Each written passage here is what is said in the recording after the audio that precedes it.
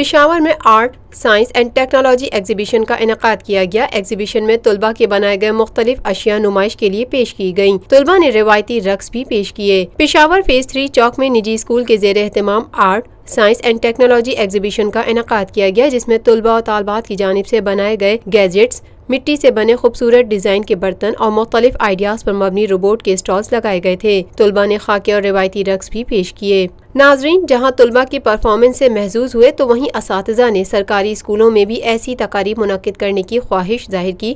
والدین کا کہنا تھا کہ حکومتی سطح پر بھی تعلیمی اداروں میں نصابی سرگرمیوں کے ساتھ ساتھ ہم نصابی سرگرمیوں کا انعقاد ہونا چاہیے، کیونکہ اس سے نہ صرف طلباء کی صلاحیتوں کو اجاگر کیا جا سکے گا بلکہ یہی طلباء آگے جا کر مختلف شعبوں میں ملک اور قوم کا نام روشن کر سکیں گے۔ پاکستان میں پہلی مرتبہ حالات حاضرہ کے مختصر مگر جامع پروگرامز، خبروں، تبصروں کے علاوہ دیگر سماجی، تجارتی، ثقافتی، تفریحی، معلوماتی، مذہبی، تعلیمی، صحت اور بچوں کے پروگرامز صرف TNN TV پر۔